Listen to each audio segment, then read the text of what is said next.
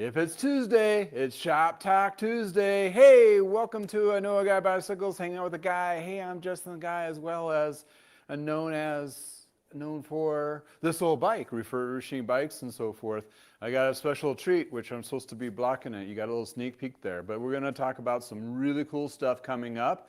And yeah, 2025 is I'm going to be hopefully optimistic on a lot of different fronts, and we'll go over that on the latter part of this. But hey, I got an awesome bike to show you in my stand, which is pretty slick.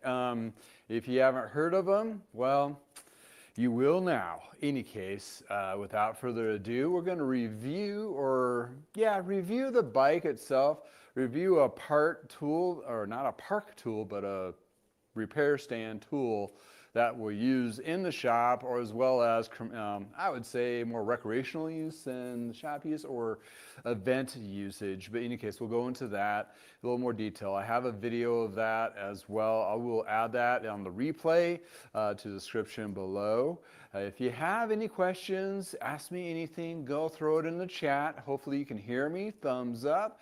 And without further ado, let's dive into this. And oh, if you see me shivering a little bit, it's kind of like 5 degrees Fahrenheit. Not in the garage. Luckily, I got a little space heater and it's 40. But we had a little cold blast, so I'm going to be a little chilly willy.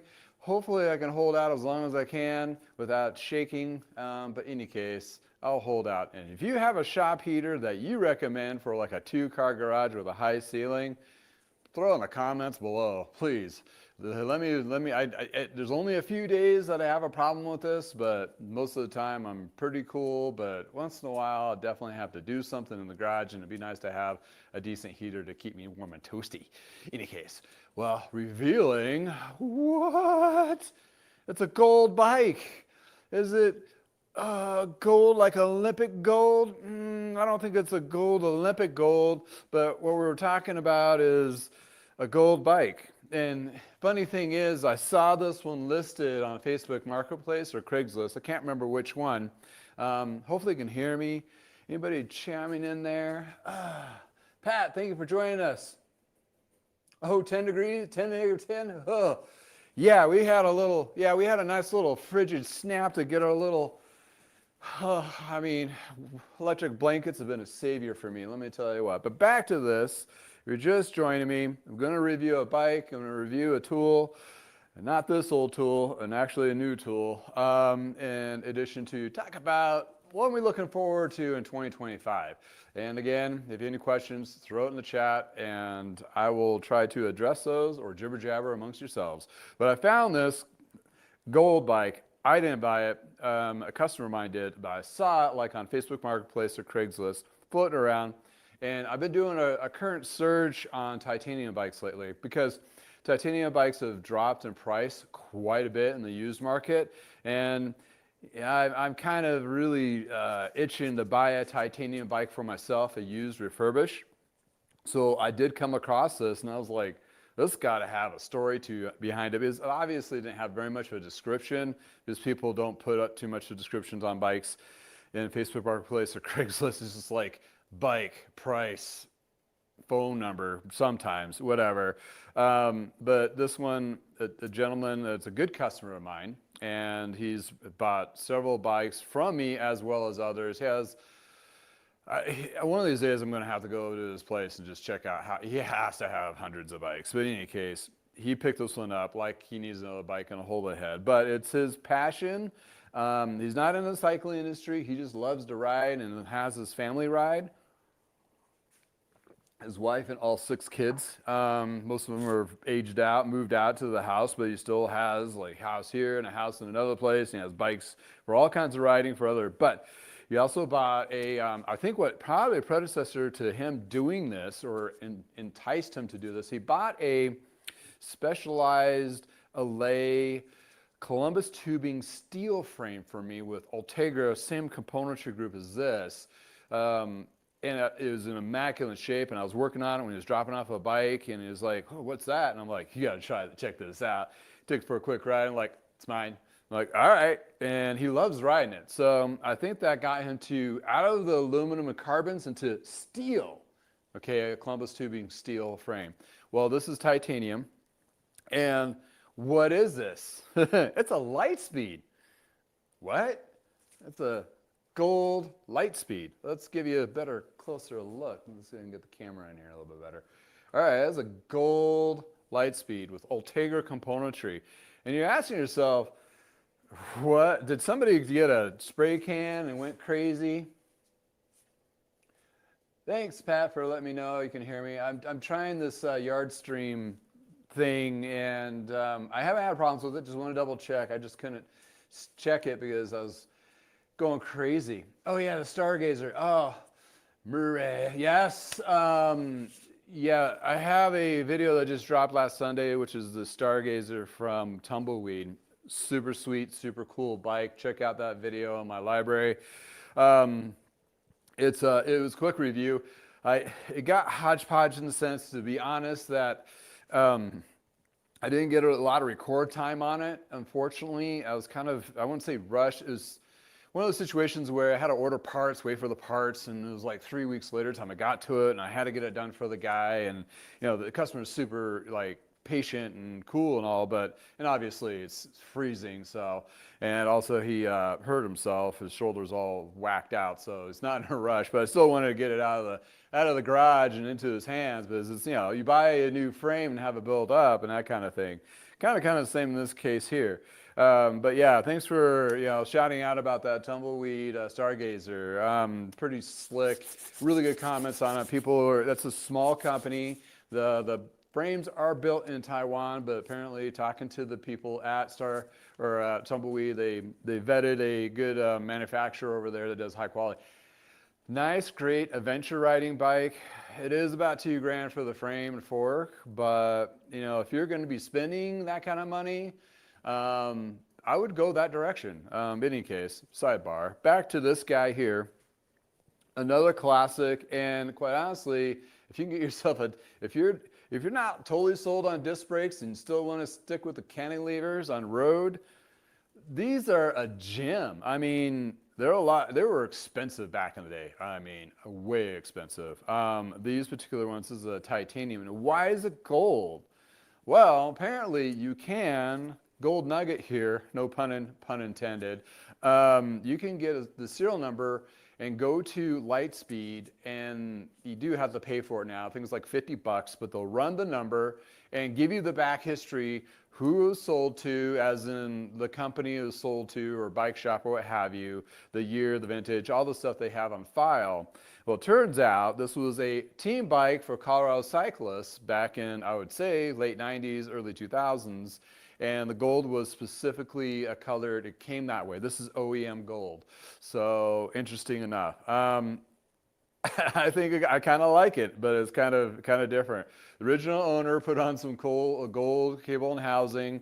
I believe it's Jaguar, the weave, which is, you know, good stuff.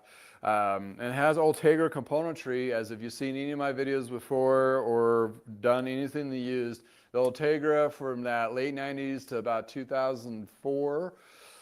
Awesome stuff, workhorse, works well even today. This one is a little sticky shifter, but I will be doing the ultrasonic cleaner with hot water to kind of free that up. So he dropped this off. The customer dropped this off and was like, look what I bought. I'm like, I've seen that. And he's like, okay, we're gonna do your magic on it. I'm like, all right, my magic is, you know, detailing the frame, ceramic coating, doing the whole bike, you know, drivetrain cleaning, all that. But he's on the fence of he wants to keep this componentry or upgrade the componentry all to like a 10-speed, you know, used parts, but more of a 10-speed system, so forth. So we're gonna address that. But prior to that, what I'm gonna do is gonna strip the bike down, clean it, inspect it, and do the detailing of the frame, clean all the parts. And again, this is the same Grupo that he has on that Specialized Lay Columbus tubing steel bike that he has, and he seems to really love it. And this one has a triple, which is really great for the Rocky Mountains here. We have these big hills you got to climb sometimes. The triple is always nice to have. So this is one of those, it's a great out of the box, well, out of the used market. But if I could get the shifters to clean up, if they don't, they did make 2 vintages of these shifters for the ST-6500. or 65 or 60, yeah, 6510 would be the what they call the triple, which would be left, which is kind of cool because they only made the triple version, which was used for double or triple. So you don't get totally confused there or boxed into, well, the double or triple on these guys. They still have, well, one still has a little rumble or grommet underneath. So we're going to clean these. And if they work well, we're good. If they don't, I vetted a set on eBay for, I think they were like 140 to 150 bucks. It looked pretty clean, which is the next vintage. They made two models of or two styles, even though it's the same model, which has a little bit better head, cap here. I think the shifting mechanism is very similar. They may have changed a little bit, but the rest of the drivetrain is pretty much the same.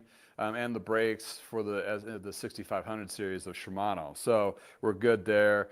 Even if it does, he's the kind of individual that doesn't sell anything. So one of these days I'm going to get a phone call like, you need to sell stuff for the next 5 years. But in any case, he could technically, or you could, if you bought this bike, want to upgrade it, and it has a triple on there. Triple is more soldered out componentry now, so you can probably get some good money out of the parts and upgrade it to whatever you want to do as a group, if you like the SRAM stuff or campy stuff or whatever the case may be. This does come, interesting enough, with Campanoli wheel set. I think it is vintage piece. I mean, they are about the same age range. I've worked on a couple sets of these in my doing the refurbishing, and they're not bad, but this is what I'm going to do for my friend James. He's going to do the frame and fork, clean it all up, get the ceramic coating on it, take all the parts, clean all those up, and make sure if it works. And he can make a very a decision on what he wants to do, if he wants to go forward or not with the componentry. And he does question the wheels. He's not familiar with the wheels, and I've seen the wheels before. The Proton Campanoli wheel set, although it has obviously it has to have a Shimano freehub body. The freehub bodies from Campy and Shimano, they do not play with each other. Shimano and SRAM do, and various other brands out there. So you want to keep mindful if you're looking for wheel sets of what that is. Also speeds.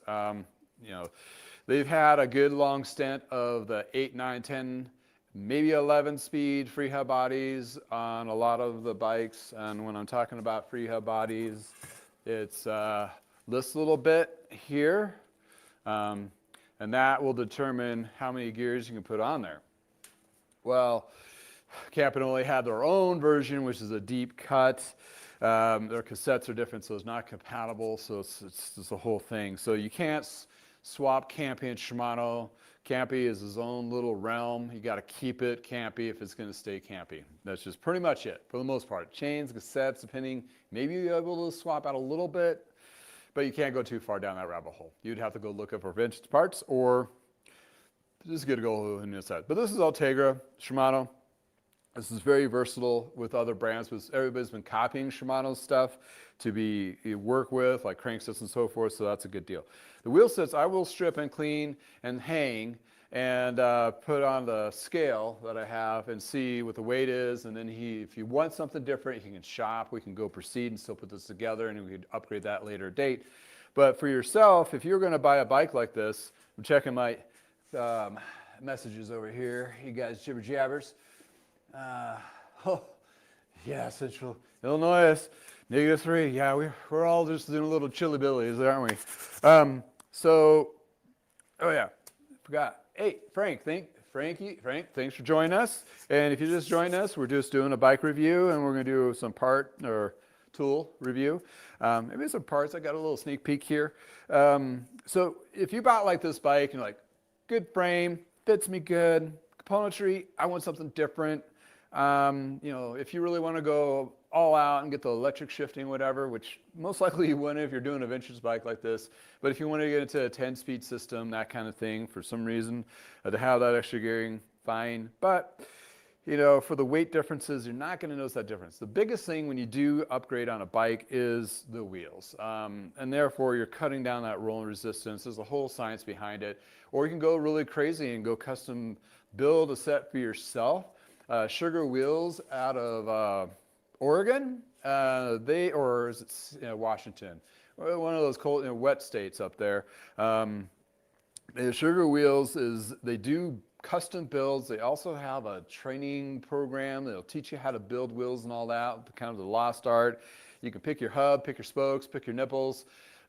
You're right. You pick your rims and your rim tape and, go crazy. Or you can go through the process and learn how to do it yourself and buy those parts and go through that and learn real quick that you leave it to the pros. But you can really kind of do a vintage style of find yourself a set of decent used Dura-Ace hubs or Chris King hubs and do some light double-butted, triple-butted spokes from Wheelsmith with some alloy nipples and get a nice rim, either a Mavic or various other rims out there, or even go with a carbon rim. So you can go do some really crazy fun stuff on wheels to cut down that rotational weight. Once you learn that process and how to tune the wheels and so forth, that is a big bear to cross in learning in the bike realm. So when you do that and you learn how to do it, you're good because you can chew your own wheels and all that kinds of stuff. And but it is a time-consuming headache, and a good chance you'll just be like, I'm just going to take it to the bike shop and have them put it together, because it is a science to it. But if you get into it, if you geek out, that's an awesome thing to do. If you're watching this on a replay and you've done wheels and built wheels yourself, message below. If you're chatting, throw in the chat, that kind of thing. If you ever built some wheels. If you just want to learn how to true, here's a gold nugget, is either take a busted up wheel that's not so great, or go to your local bike shop and go, hey, you have a toast wheel I can have? And most likely they'll give you, or just check their dumpster. I'm sure there's probably one in there. Then you can take it home. Then you can play with the tensions on the spoke. You're not going to ruin it because it's already ruined, but you can play with the tensions of the spokes of the rims and see how it manipulates back and forth. So you get the general idea how it works before you attack your $500, $1,000 wheel set that you bought yourself, right? So that's something you want to do before you get in that, because you can go down that rabbit hole and really mess up your wheel set pretty quickly if you're not knowing what you're doing, or at least have the basic concept. So with that being said, on this particular bike, the cables and housing, he loves the gold, but unfortunately it's a little tight here. Whoever installed it was a little bit you want a little bit more of a bow to the front cable. I mean, it's okay for the back and forth here. It was done correctly as in lacing, but here's the thing. We were talking about fit, and this has just a standard alloy C-post, so he was kind of like, I don't know if I like that. And the stem is a length like this, and we measured it with his current bike. I'm like, it's a little too long. And the bars on this are narrow. These are like skinny weenies. And for the size of the bike, it's like a 38. I mean, that's pretty. I ride mine's a 42. He likes a 44. So he's like, I like to be, it's just comfortable for him, for his hand positions to be a little further out. And again, this guy has several bikes. He knows what he knows what he likes. And he's had one of those professional fits done. So it's kind of like, you get to that point where you're going to have to swatch them apart. Even though it does come with carbon bars, but if it's not the right size or doesn't fit you, it's not going to be a very comfortable ride. So in any case, so what we're going to do, or what I suggest to him is like, hey, you ever heard about GripShift? And if you guys heard about GripShift, put some comments in the chat or the comments below. GripShift is like this latest come out with suspension. It's kind of more known for gravel bikes, but he's looking for the comfort on this, and he has a fast, lightweight, specialized carbon disc, go crazy fast. He wants to do this a little more of a comfort ride road, and with the titanium, with the knowing of the titanium absorption with a carbon fork. There's not much talking him into. I just basically suggested, hey, look it up, check it out. He bought the whole kit and caboodle. So he got on the way, he has the GripShift front stem, which I'll be doing a feature video on that once it comes in.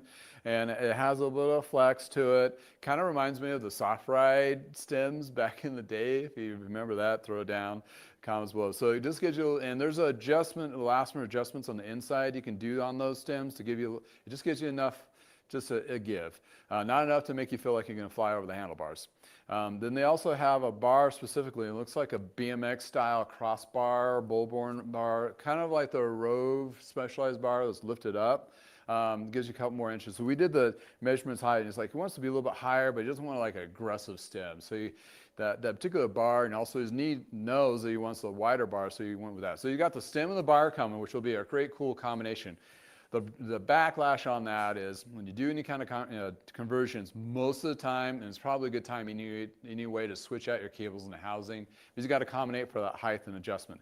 You can go shorter without a problem, but going higher, you don't want any of these to bind up, and that's a good way to hurt yourself if just trying to get it, because sometimes if you get it too tight, you do a turn, it'll lock your brakes up. Before you know it, you're hitting the ground hard. So let's not do that. So anyway, we're gonna find him some gold weave, cable set, that kind of thing to go on there when we do the bar lift. And then he did the seat post. The seat post has this rocker shift to it. In addition to, it does have adjustments as well. And there's probably a lot more technical stuff, which I'll go into a feature video. So I'll probably do a video on front end and back end on those, just reviewing, checking them out, installing it, that kind of thing. And then he'll put on his own comfy saddle at his preference. So yes, even if out of the box, the couple things when you buy a used bike, that's the exact things you're going to need looking at for fitting you to that bike. Bar was one for him, a little bit wider, shorter stem. Seat post, he wants a little bit better quality, but saddles are usually the big thing. So your contact points, your bars and stems and pedals, and if you're doing clipless, you want to switch those out. Once you get those things dialed, obviously you're going to have a good ride. And the thing is when you do any of these adjustments and so forth, there's always micro adjustments to it. And even I go through those periodically, or my cleat shifts or something, right? Or I swap out the seat post and put on my trail bike one for my daughter to ride behind me, that kind of thing. You do those little adjustments, and those little adjustments will make a big difference, within that ride. But your body doesn't talk to you until about 15, 20 miles into that ride. So therefore, those adjustments are usually on like a ride or two later, and like, oh, I want to be a little bit higher, a little bit wider, a little bit tilt to the saddle, all those things. So keep that in mind right out of the gate. It's not like a perfect fit. But once you get there, it's great. It's solid, that kind of thing. And in addition to buying saddles and going clipless pedals, also with grips and stuff. Well, saddle or shoes for clipless. Saddles can be expensive, but it's an investment. And if you buy it at a place that has a fit guarantee return, and if they carry multiple brands, that's a great way to go. Therefore, yeah, you do the investment, but they don't wear out. Therefore, unless you crash or what have you, or ride a lot, and if you ride that much, justified it, you're going to get another one. But when you spend that much money, it's nothing. Let's put it this way. That's a contact point that you don't want to be bothered with, your saddle. So if you find one, or once you find one and get fitted and go through that process of finding that brand, I end up buying 2 or 3 of them that fit me, and it makes that ride much better, and you don't have that hurt point.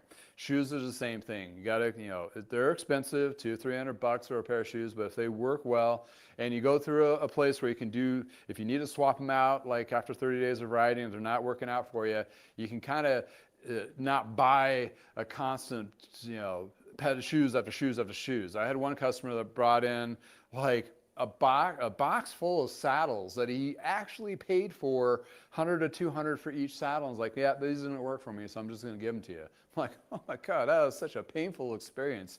Lesson to be learned there. So yeah, find a place that vets returns on fit guarantee on shoes and saddles, and you'll be way ahead of the game. And don't worry, the bike shop is fine with it. Not a problem. Because as an inventory manager, we're sitting in the basement going, oh, this is another fit warranty. You just do a submit. The company is like, oh, just keep that, give it to one of your staff members. So staff members get basically a saddle or shoes for free, and the store gets credit for it. No harm, no foul. And they do such mass volumes on shoes and saddles, it doesn't cost the company all that much. Any case. All right, let's see who's jumped in. My computer's over in the back corner here, so I can actually see the chat. Schwinn Guy, thank you for joining us. I've been building wheels for decades. My next set are Navo Record track hubs. Interesting. In search of Mavic rims, Union chrome butted spokes. Nice. Good job keeping it going. Back in the day, I mean, the old shops, this is funny, the old shops, we would have like Lee's here, had a little room of all the spokes. This is the wheel building room, closet it really was.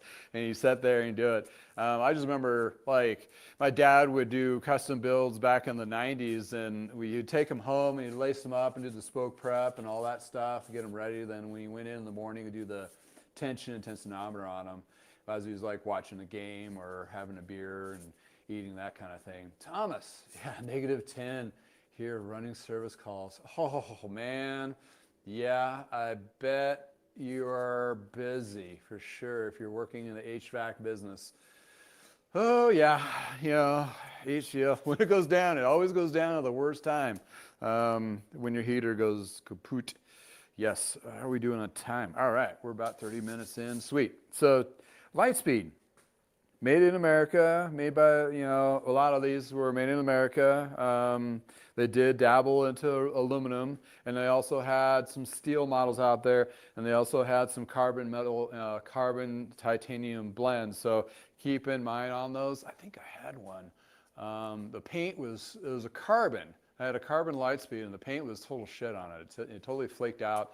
Didn't feel comfortable selling the frame because it looked like hairline cracks, but it wasn't. So debating on that one. So I got shelved, I sold the parts and whatever. But back to Litespeed.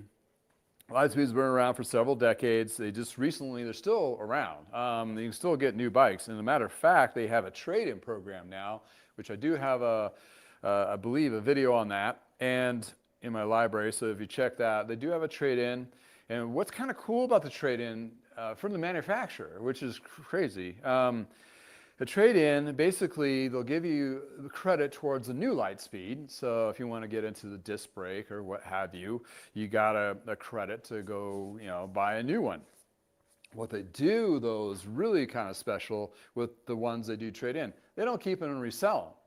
No, what they're doing is they're donating them to a non-charity, a profit, non-profit charity in Atlanta, where they take inner city youth, help teach them how to work on bikes and all that good stuff. And to keep this program going, they sell donated bikes that'll get refurbished, and that's how it keeps the nonprofit going. Well, they're donating the titanium bikes to this nonprofit. That's a total win-win. And they can do that on the titaniums because they hold up so long. I mean, they don't break down, they don't rust. A lot of the times they feel just as good as they were on day one. And that matter of fact, I do have a video of one from a gentleman that I serviced his Litespeed, and he had it for several decades. And it's just nuts that how many miles he still rides on it today. I've done a couple tune-ups on it already. He has a wax chain on there. It fits him great. Is like his one and true love and only bike that he has now and rides. He's just like, I just don't need to go any other direction. This is it. And he swears by it. And you know, obviously it fits him well, and that's where it comes down to different manufacturers doing fits. But you know, they've done custom stuff in the time back. But interesting enough, this is gold race bike from Colorado Cyclists, titanium. So if you really don't like the gold, you can basically have it stripped and it'd be titanium, and you just treat it and brush it, that kind of thing. But the gold is kind of cool. The original owner put some plastic sleeve underneath to protect the down tube of this, and also the bit in the cables. It's flaking away, so I'm going to remove that, and I'm going to just do the whole detail. Looking at the bike frame itself, it is immaculate shape. So we're going to have fun with this one. This one's going to be definitely featured in a couple videos, especially with the upgrades with the GripShift stem, bars, and seat posts. Well, thanks, James, for getting those things for me to review. I mean, it's just kind of fun stuff. I did have it on another bike that I did a tune-up on, Dano's bike. It was a Specialized. It was a Specialized. He did the GripShift stem and seat posts, and he swears by it. And this guy, he's an animal. He was like one of those intense people, really likable, nice guy, but he rides, and it's just like nothing slow for him. He just goes, and he's just retired. So he's this old guy. If I showed up at a race and he was next to me, I'd be like, shit. I have no chance here. This is not going to go well for me because Danos is going to go all out and not stop for anything. But in any case, woo! So there we go, Litespeed. Good stuff. Made in America, great titanium. These were very expensive back in the day.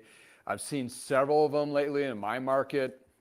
There's one like the 52 centimeter titanium, looks like in really good shape, and for around $850.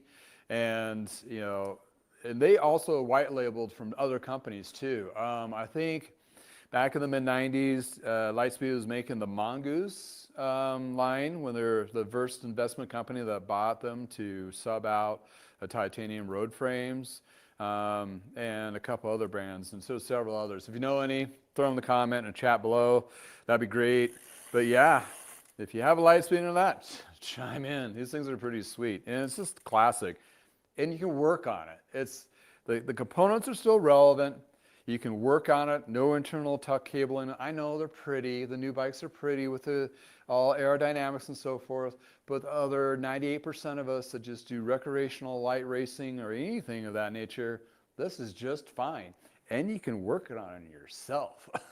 And replacement parts on this are not that much. And while we're here, just for shits and giggles, let's just weigh this thing and see where we're looking at.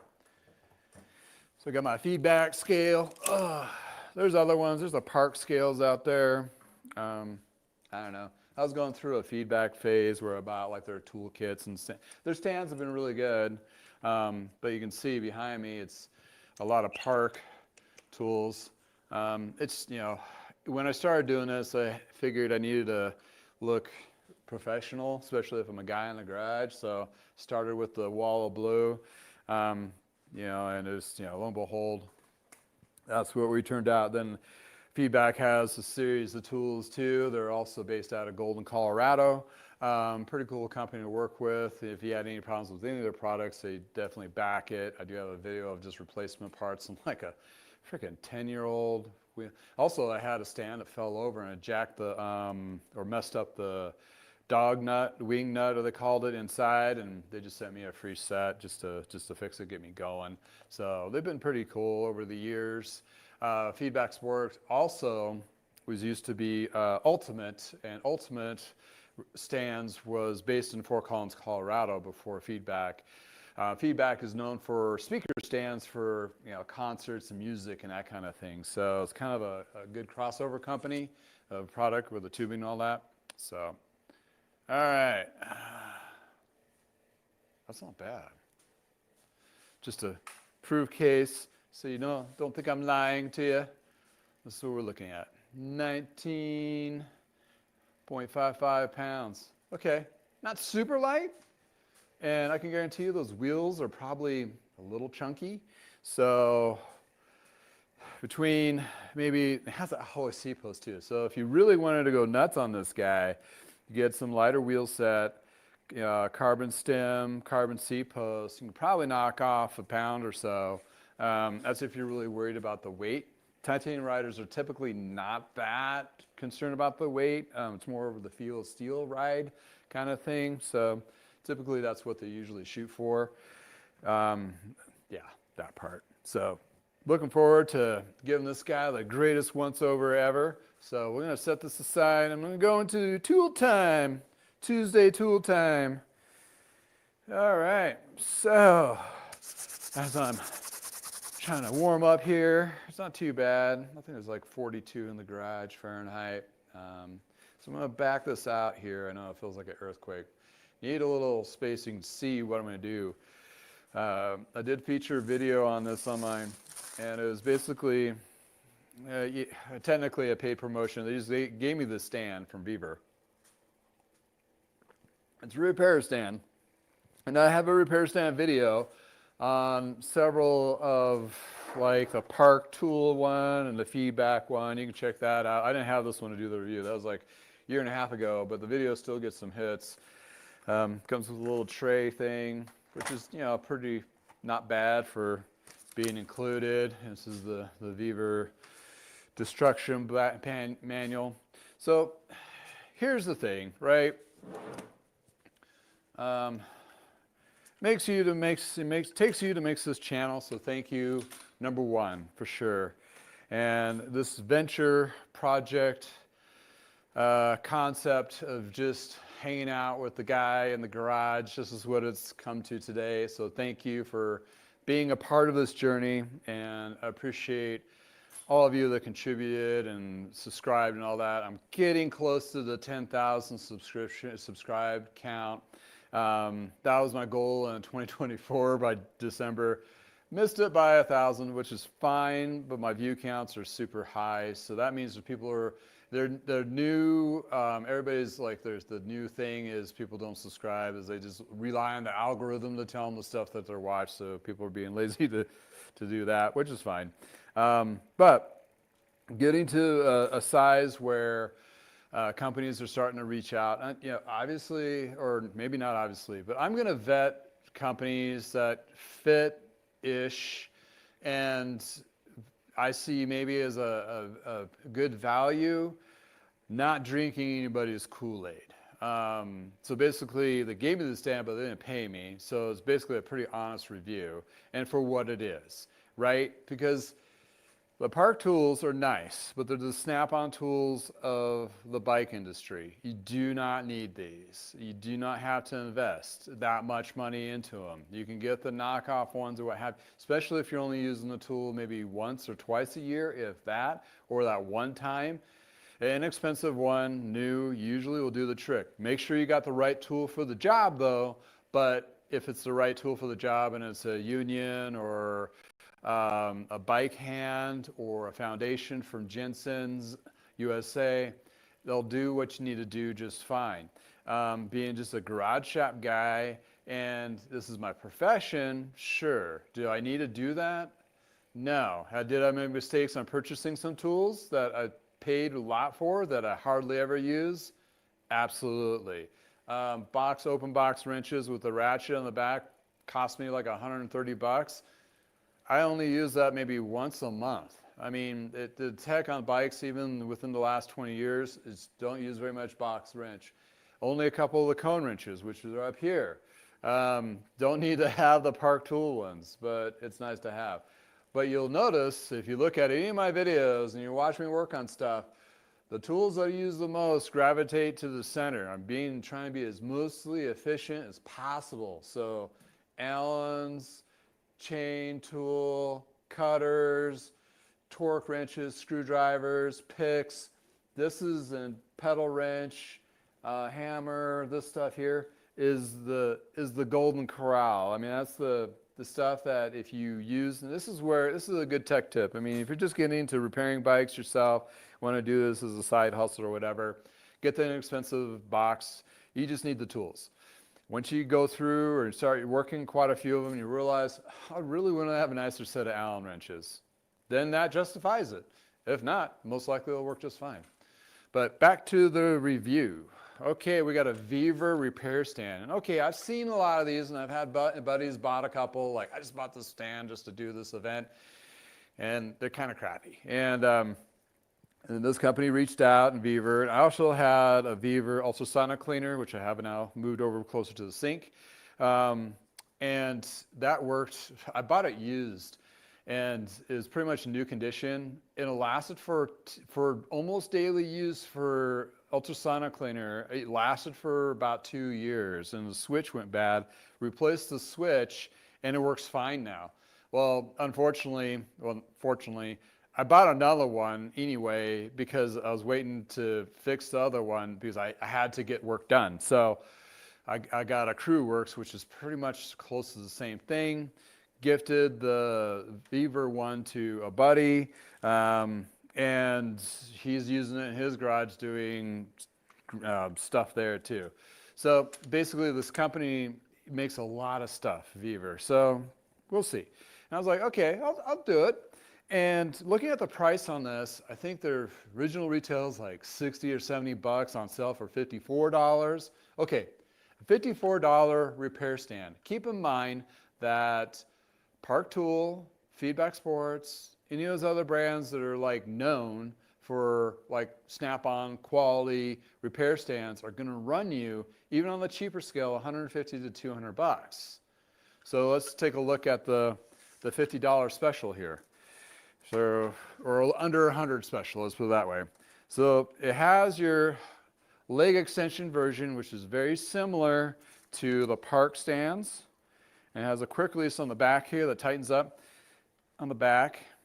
So that gives you a good footprint, and it seems pretty solid in that part of it. And it has a quick release that does the telescoping part, and it's alloy. It seems to be all alloy. I can't tell underneath the black, but in the description though, on the Amazon description, it says steel. It's not steel, it's alloy. So it got lost in translation. And then you have this bit, which is interesting how they designed it to flip over, but that's a decent way of folding it. And then you have this guy. Now, this one was a little tricky. You push this up, it releases this part, which opens the teeth here for rotation. So you can rotate it, lock it down. Actually, not too bad. I kind of like it because the wedge system, which Park Tool uses, and the other brands, I'm drawing blanks. Woo! Feedback has their own. I was thinking Ultimate has like a wedge piece, and that slides. It shifts. With a lock system, it's not going to slide on you. So I would say this is actually not too bad. Yeah, there's some plastic pieces up here. Okay, it's still 50 bucks. Let's talk about that. It's pretty. It goes up to 60-something pounds for weight. So this is not designed for your e-bikes, that kind of thing, but not too bad. And the clamp system goes, I think, up to about 3 inches. That's what she said. And this is a little short. It's a little kind of hard to open it up and close, but it does have that wedge system, which is very similar to the one I have back here for the Park Tool. So if you're only using this for 2 or 3 times a year, and it has nice little rubber jowls, and then it has that clamp to clamp it down. It has a pivot system here, little loose, as you can see, but overall, not bad. And if you're only using it for a couple times and you just need to get that bike off the ground, if you're using it either in your garage or you're using it on the side of the trail, it does compact, as you saw. You can throw it in your trunk as a backup or a vent, or that's where this is going to go, as a vent. One to try out. Not bad. The little tool tray does fit in the side here. And then it has the stabilizer thing. The industry is still trying to sell people on these. Silka has one, which is like, it stabilizes the front and all that. It's like, if you tilt your frame, this goes to like the handlebars kind of deal to keep it from wiggle while. If you feel like you need that, you do. We used to use bungee cords back in the day, and since then, I just keep it tilted and it works just fine. Pretty good height to it. You don't know how tall I am. I'm about 5'11" and shrinking. Used to be 6 foot. So this goes to my nose. So this gives you enough height to do any kind of adjustments, twirl around, and then you can get that angle to go underneath. So check out my 4-minute video of unpacking it, putting it together, using it on a bike frame, and that kind of thing. So not bad. You know, for 54 bucks, if you're only using it a few times, you don't need to spend that $200 to $300 on a repair stand. Can if you want. If you got more dollars and cents, sure. It's great. You know, feedback's a really good one. So I would probably suggest the feedbacks over the parks if you're going to spend that kind of money, especially on the pro level one, which is nice because it has this lock system like this, but it has a button that's a release. It just, you know, it makes it a little bit nicer to open it up and clamp it and tighten it down. And the park ones, they have the traditional other ones, and there's a couple of the brands out there too. But going back to feedback has what they call the HD one, which is designed for heavier bikes, e-bikes. When you're looking at 60 to 80 to 100 pound bikes, those are it's stout. And knowing their products of what they've had before, they tested it, it holds up well. You'll see a lot of pro video racers out there, and you'll see a lot of pro mechanics use those feedback tools and repair stands and trainers like I have. I use the roller trainer for fitting. It is also expensive. It was like $350. But in any case, that's this guy here. And folding it up, not too hard. Just a couple quick releases. The quick releases on these are kind of stiff, so might be something I want to take a look at. Or maybe they just need a break in, which I don't think they should have to break in. But in any case, that's what we're looking at. Decent black on the bottom, and it's not heavy. Oh, well, what the hell? We got the feedback sport gauge here, or not gauge, scale. Let's just hook this guy. All right, what do you weigh in at? Zeroed out. We're at about 9.5 pounds. So for the size, you're definitely mostly going to be alloy with plastic bits. But hey, not too bad. And compact, end to end, looking at about, is it 100 millimeters, 100 centimeters, and about 40 inches. Not bad. Oh yeah, I was supposed to do that. Anyway, okay, questions. Let's check out if there's any questions. All right.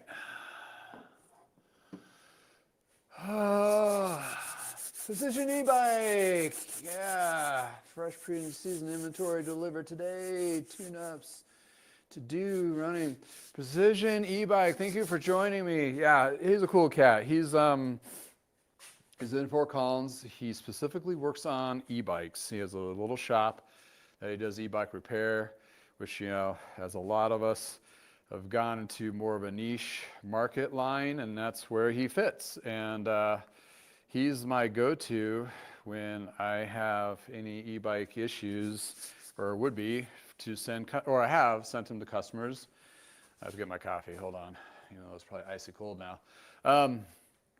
But yeah, it's one of those things when I'm a garage shop, I'm definitely going into the direction of, you have a group of other small shops, and you're kind of like a network system of service and particular niches. I mean, I don't do a lot of mountain bike stuff, so why would I try to do all that myself when, hey, I can just, I have plenty of business to do and work on. And why not go that direction? So we're going to talk about some stuff here. Oh man, almost got an hour in. All right. Double check on the comments and so forth. And again, if you're joining us, thank you for Shop Talk Tuesday. We're in the shop today, so it's a little chilly willies. And I got a whole, it's 11 degrees now, Fahrenheit. We're going up in the world. Things are good. Yeah, boy. It's going to be a long day in the shop. Got some stuff to do. Anyway, but then again, I'm going to chime out to all of you. It makes this channel, so thank you again for watching. I appreciate it. And my channel is growing, and it's great. It's awesome. Got over 9,000 subs now, hitting 10 hopefully here soon. And then I'm starting to, like I alluded before, I'm starting to have companies reach out, have me review their products.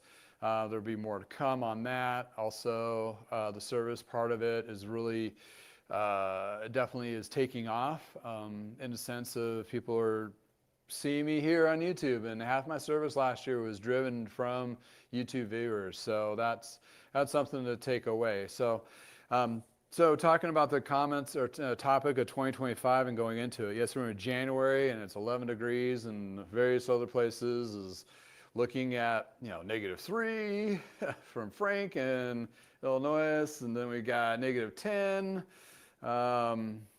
for Thomas's world, and Precision e-bike. He's in Fort Collins, which is 10 miles north, so he's probably a little cold. But this is a time of year for shops to get their plan for the year to go, and start implementing those things. Got through the holidays, got through the Christmas rush, either between shop, family, and everything else in between. It's kind of nuts. But once you hit January, you take a big sigh and go, okay, well, now what the hell am I going to do? Everything I thought about that I needed to do got pushed, and here we are. It's January, February, and this is when you address all those things. Joe O Channel, thank you for chiming in. Good day to you. Minus 43, wind chill my way. Yeah, here, that cat's in Canada, so he be chilly. Drinking coffee. I hope your coffee stays warm. I need to refresh mine here shortly. Chris, thanks for joining in. Negative 24. What else we're going to do is hang out in warmer garages. So again, if anybody has some really inexpensive, good garage heaters, because I only need it a few times a year, like the Vevor work stand like this, only need it a few times a year, chime in. Maybe Vevor has one. I'll check that out. But man, I have a little space heater, but it's about ready to die on me. I can hear it rattling, about dying out. But back to 2025. Admitted to this point, we're having a good year so far. I'm having a good year so far. It's been pretty good, really good. So the cycling chaos of 2025. That was a video I had out a couple weeks ago. Did pretty well, over about 50 some plus thousand views. And it's basically alluded to what are we as in bike shops going to go into smaller shops, and also what I'm going to be doing more of. So yeah, less is more in a weird way. Spend more time on more unique, more better projects, developing content. I would say the YouTube, social media platforms has proven to be, and also suggested that I can get at least half of my income from that direction going forward, either through the videos themselves or the service that it drives from that. I haven't really made a lot of money in the affiliate links and that kind of thing.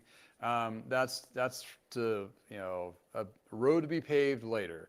For what I'm focusing for this year is setting up those particular insights and the groundwork going forward. So being a small shop like mine, it is diversified, and we always change and constantly change. And it could be a shop that has 5 or 10 employees. It's about the same kind of ecosystem in a sense. And the dynamics of dealing with, or having to deal with, or the part of having employees and all that, it kind of squirrely. That's where independent individual shops do pretty well, because they don't have those hardships like too much work and not enough talent to take care of it.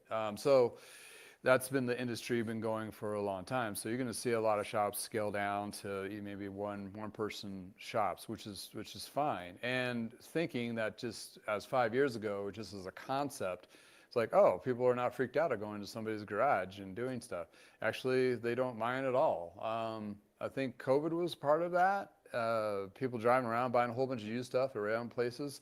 But, I'm adding value props, right? And constantly trying to add a value to, why would you go to me to work on your bikes and do the servicing, which could be basically copied and rinsed, repeat at any bike shop that has 3 or 4 or 5 employees. So there alludes that the shops have done really well through the channel that's chimed in from those various videos about the industry. Basically, the ones that do primary service and used bikes and parts had record years. And what I'm seeing going forward into the next year or two, people are still buying bikes, but they're no longer buying the $1,000 to $2,000 to $3,000 bikes. They're being a little pinched at the pocket. They're still going to ride either for personal or commuting or what have you into those particular fields. And the market of the used has dropped so much from the COVID height that it's a great time to buy. Case in point, the bike I just featured. Come on, a titanium bike for $850 in good condition.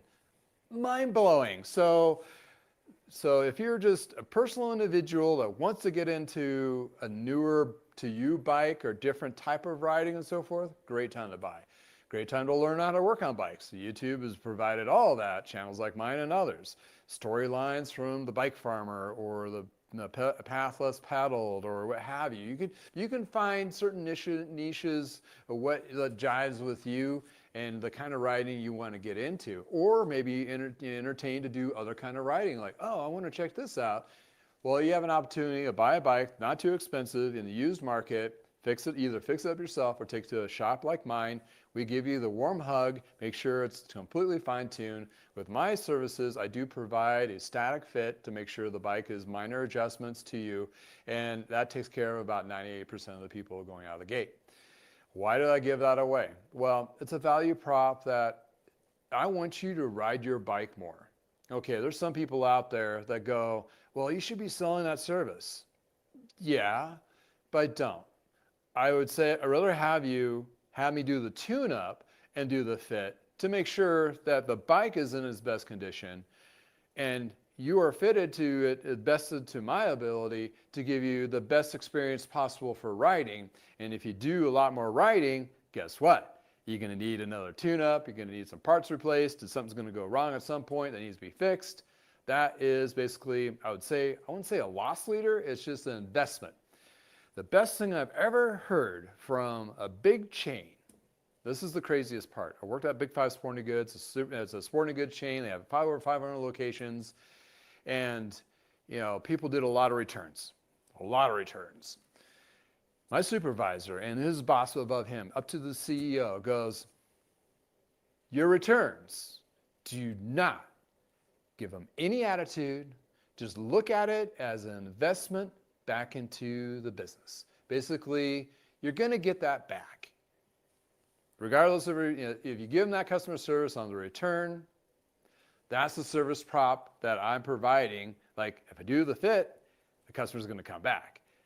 I had an industry leader say to me, like, well, that's a service you shouldn't give away. I'm like, I'm not giving it away. I'm getting it back in future business. You got to do that when you're in a small business. And also, I really am being an advocate of trying to people get out and riding on used, safe bikes and be fitted to them to have that great experience. That's the shop you're looking for. If you need to go to one or mine or what have you, that's what you want to look for. Thanks for chiming in, Chris. Oh, you're not a fan of the bike shop or the Bike Farmer? He rubs people the wrong way too. I mean, but the thing is, for me, my perspective, even though my content is a little different, and some people got confused because I used to have long hair, and it's all gone. It's all, it's like ghost hair to me now. I still think I still have it, but I feel a draft in the back of my neck. We look very similar. Kind of have mannerisms a little bit. We've been in the industry for a long time, but he hit it. But basically, it shows to me as proof of case that where he is at 60,000 plus subs, there's a market for myself and a whole bunch of you other small shop owners that want to leverage this kind of platform. It doesn't have to be a huge leverage, but quite honestly, last year it was a great eye-opener because half my business came from YouTube, and people were driving from South Denver, which is a good hour and a half away, up to all the way from Cheyenne to Laramie for another hour and a half north. So I had like a big footprint of people who are willing to drive, drop it off, leave it for several days to a week, and come back to pick it up. That in itself is amazing.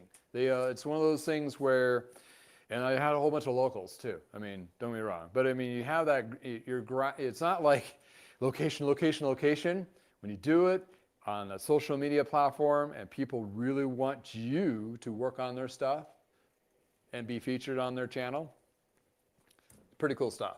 My prices are cheaper than local bike shops because overhead is my garage. And I feel sick of how much they charge nowadays to some level. I mean, I get it. Rent's expensive, employees are expensive, tools are expensive, training, my God, is intense. insane, all those things. But when it comes down to it, I'm small and niche. What I work on is lower. Is it something I don't really have tooled up for or work on, like precision e-bike? Like, hey, I need to send this guy to, this e-bike needs some work on it. I'm going to send it to him. I'll do the rest of the other work. There's plenty of work to do.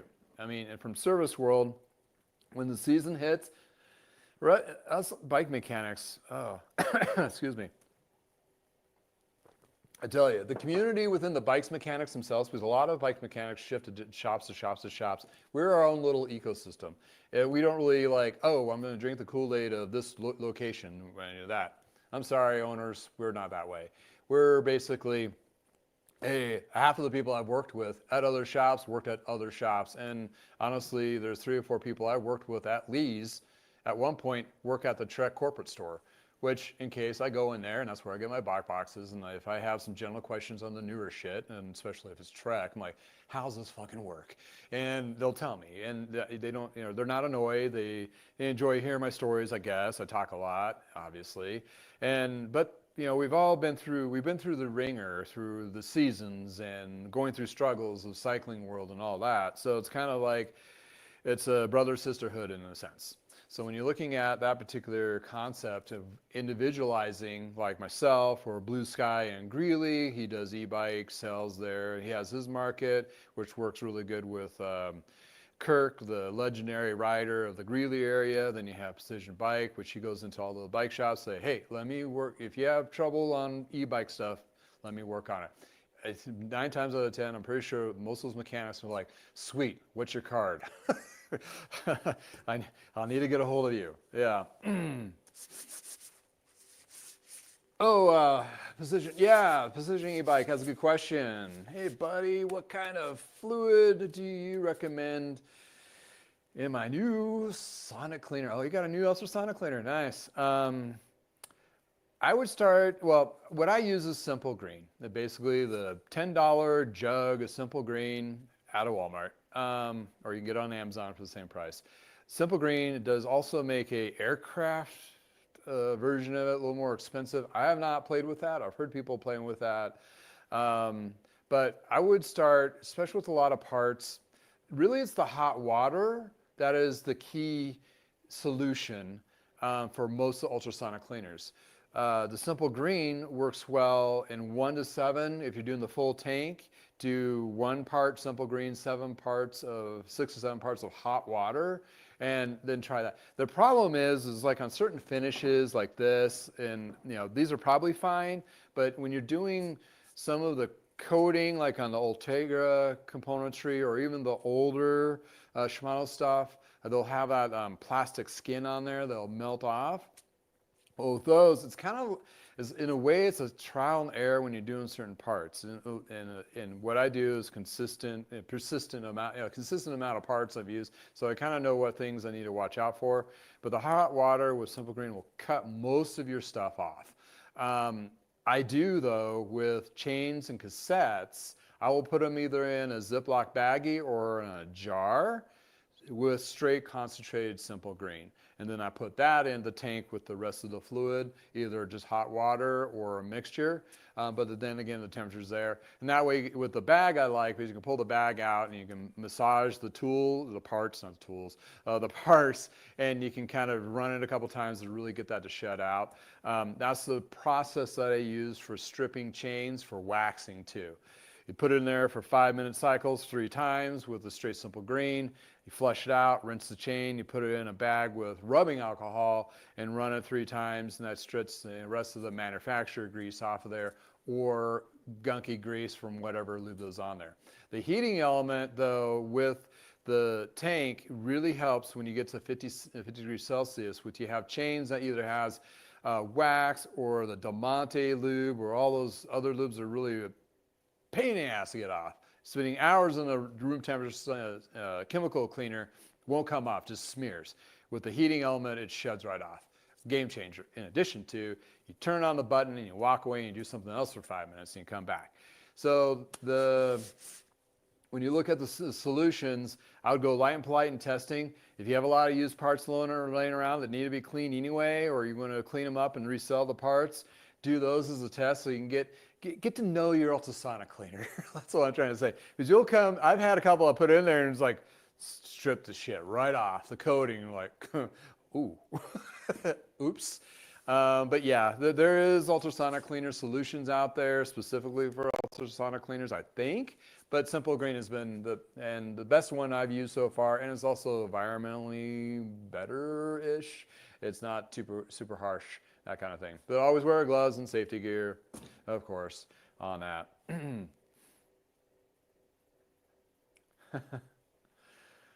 All right. Yeah, that's my ultrasonic cleaners. I think it's the 15-liter one I got to be able to fit a crank set in. Some people, maybe all your at-home case uses, you just need a little one to do the chains and cassettes, because that's really all you're going to put in there. Maybe a front and rear derailleur, and just hand clean the crank set. But that's a variation between $100 ultrasonic cleaner that's decent to $200. So, but if you can pay and you have the space and all that, do that. Again, the Vevor one, which is the same brand as this, is I bought one used from a guy. Funny story. I think he was gonna clean marijuana pipes with it or something weird. I don't know. Jewelry, I think it was, and he got into the hemp world. The dude was like, "Hey, dude," like, but he had this ultrasonic cleaner, and it was like new. And I bought it for $60, if I think, and I was like, all right. And got all hooked up. I'm like, $60 if it blows up, fine. It lasted for over 2 years. The Vevor ones, those ones, the switch itself at some point would either melt or whatever. And you just get a new switch and put it in. I do have a video on that, and also the links to the little switches. The switch is like $15 or something like that for a 2-pack. I have one spare. But in and around, before I got mine fixed, I bought another one from CrewWorks, which looks exactly identical, so you know they're made in the same place. That one's been holding up for over a year now without any problems, and it has, I like the button ones versus the dials, but you'll see a lot of videos out there that have different ones and all that kind of stuff out there. Oh, the bicycle shop. I want a bicycle shop. Oh. Bike talk kind of bores me. I'm here for the funny voices, stories about you getting high at work. Yeah, I don't smoke weed, and I only drink off the clock, which is not very much clock to walk. So, gonna talk about stuff. But we're gonna talk about a little bit of industry stuff before we wrap this up, though. So, alluding to my conversation of where I'm going into 2025, going to be doing, I wouldn't say volume of service, more specific service. In addition to refurbishing bikes, since the prices have gone down, it's a little bit harder to sell bikes that are used. So they're going to be more targeted, unique, vintages, models like, that I've known I sold well before, but knowing if you're looking at numbers, you're looking at, you can flip a bike within 2 to 3 weeks. When it was the height of it, now it takes about 90 to 120 days to move a bike or parts. So there's going to be a little investment on that part. So your turns, basically the lower the investment on inventory, because offset the turn ratio and all that. So, and I'm also limited on space. So therefore, I'm not buying a lot of bikes. I kind of like the Vive now than I was before volume. And again, volume as a bike shop person burns you out.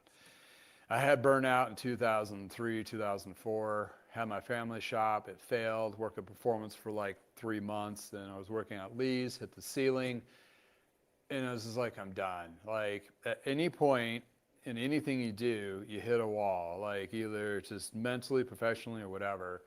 Took a break-ish. I did it part-time when I worked at Big Five Sporting Goods, but it was a different enough retail, and I advanced through their ranks pretty quickly and did very well there.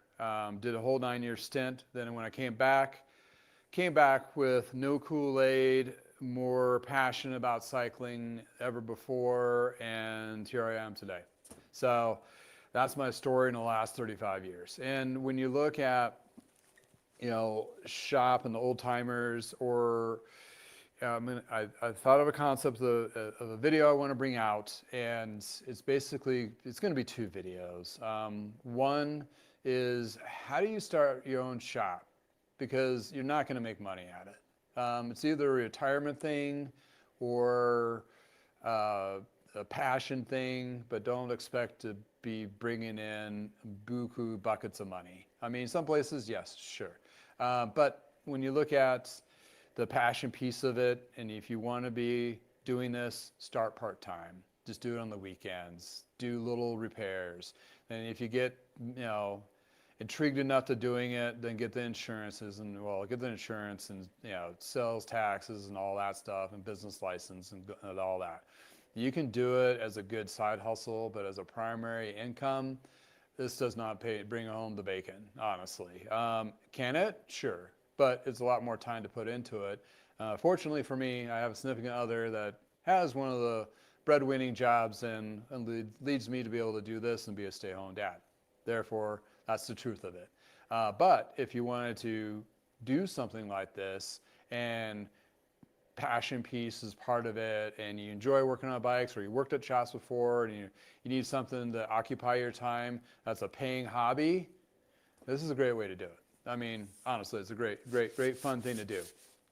The other perspective I wanted to bring about, it's like, if you are a bike shop, and if you want to leverage the social media, because a lot of bike shops I've noticed had made YouTube channels and just basically after about 6 months quit.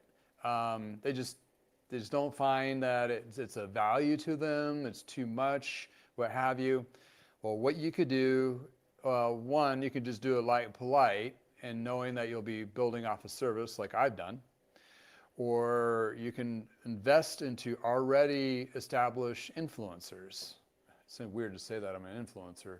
But anyway, like a channel like mine or something similar that fits your niche or local or whatever, then you could use them as a plug.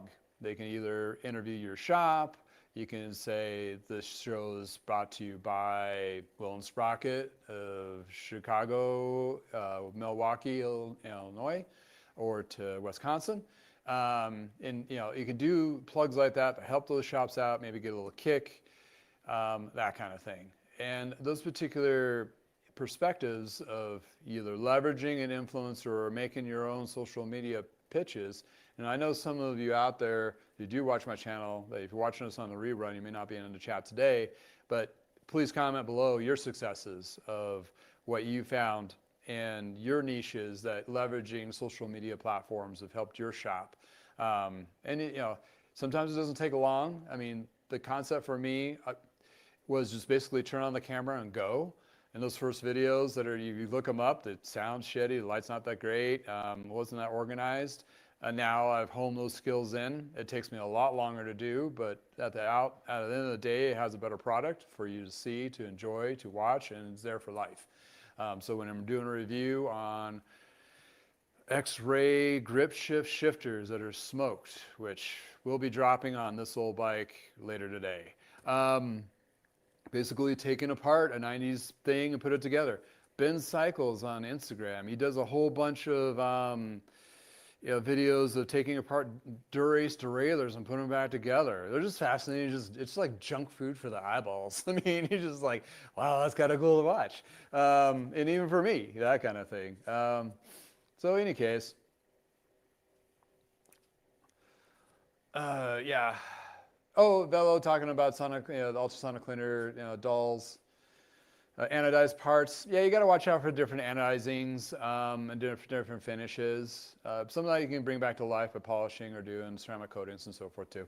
Just a side note there, I just saw that. Thanks for chiming in. Thank you, Vevor. But yeah, it's one of those things where, what was I talking about? Oh, bike shop life, right? 2025. So for me, I'm like, starting up another channel, this whole bike, because I feel like that needs its own space. And also this one has its own space too for more newer stuff, tools, and so forth. Both of them have plenty of room. So if you're going to be leveraging as a bike shop, You can do your newer stuff niche. I've seen other shops try this, or they have a shop talk radio type thing, or they review newer stuff, and that's been pretty popular. Like GC Performance, he does all high-end stuff. I just shake my head when I watch his videos. It's, you know, okay, sure, whatever. But that's his market and that's his perspective. That's fine. You know, it doesn't off me. It just doesn't, you know, ring true to what I do, which is fine. But there's those, you know, he has his audience and is a decent sized audience, and they actually support him through that. And then you got cross niches. You know, it's like different things, like either ride bikes or concept bikes or building pieces or tools or whatever. I mean, there's so many things. And to be quite honest, if you're in a bike shop setting, and you're thinking about doing YouTube, you have all day long, you have content. You just have the camera on. I mean, just whatever you're working on, people are interested of seeing how you're taking that apart or working on it or talking about it or the history of it. Going back to the bike farmer, my buddy John Bradley. If you watch any of my channels, Bradley is the old timer that he's been around for 50 years in the cycling industry. He's worked for Trek. He's worked for all these different companies. He's passionate about cycling. He loves bikes. And you saw the bike farmer want to talk about his own fleet. And he was kind of like bummed because he didn't talk about the frame materials and where they've been made and going down like that. It's more of a light touch, like, oh, I like this bike because it rides good, or whatever. I didn't see the video, but I mean, that's what he was alluding to. And, you know, for me, I like to talk a little more about detailed stuff. Yeah, people might get a little bored, like, oh, just get back to the repair, what have you. Like, fine. But, you know, you got to have a thick skin and not care what a lot of people say sometimes. But honestly, though, the riffraff has been pretty little to none comparably to, you know, honestly, I've probably had more customers come in the door when I had a retail store than that have been more problematic than on the YouTube world of it, which leaves to say that my demographics between 35 to 65 to 70, people have been around, you know, they're not, you know, they understand it's not end all be all of what their perspective is, and sure enough, unless they're influenced by whatever brand they're working for, and they like to try to snuff you, like, especially on the topic pieces, like, whatever. Anyway, it's been an interesting ride. Let's just say that. And it's going to continue to be so as we grow here on I Know I Got Bicycles, and the family and friends that I bring into the mix. I look forward to interviewing Precision e-bike here in the next few weeks and telling his story and his shop and what he's doing, how did he get there and where he's going, as well as I'm trying out to Greeley and do Blue Sky and do his story and some various other ones. It's just, you know, it's interesting to see how these other micro shops, one individual shops are doing it and working well and seem to be doing okay. As alluded to the article that is in Bicycle Retailer about how many shops have failed, independent bike shops, like over 500 in the last year, but they were replaced by 600. So the ecosystem is saying about 15 to 20% of turnover, switching out the same amount, number of locations, so forth. But what's those new shops looking like? Probably not like the concept store shops that you've seen at the Trek and Specialized and so forth. I think they're going to be a little more mobile or garage-based or small location-based because that's what's manageable unless you have a lot of money and to put into it and to have multiple locations for volume. But then again, volume right now is having its challenges because not people are buying as much. So there we got. Doug, thank you for hanging out, joining us. It seems like an awesome job when I see World Cup downhill mechanics at the races, but then there is the reality of being a bike mechanic. Then there's the reality of working with pro racers. Not to knock them, but they are very demanding. Let's just put it that way. And then they have, I mean, yeah, they train, they put a lot on the line. They're everything, and something goes wrong. You know, like everybody's probably seen that Tour de France, you know, mechanic being yelled at by the racer and throwing a bike at him and all that. It's just like he got. That's you know, It's a tough environment. I at one time aspired to be a pro mechanic for a race team, and a buddy of mine, Kevin, he is a pro mechanic over in Spain, and he's doing pretty well. And his wife's an ex-pro racer, and and he has a couple kids, and is doing pretty good. What I see on Facebook and Instagram and whatever he's on, but the stories that I've heard from him, and his dad was in it too back in the day. That's kind of how I think he got into it. But in any case, it's a tough life, a lot of traveling too. Sounds like fun to work on high-end stuff all the time, but there's a lot of pressure to it. Those guys are working overnight on all the team bikes. It might be fun for half a season, and it'd be like, okay, I'm done. It has to be a special. You'd have to be special to hang in there. All right, Alabama, thank you for hanging out. Thanks for joining and coming back. I picked up a Specialized Hard Rock Pro yesterday. Oh, Hard Rock Pro, $20. That's a pretty good killer buy.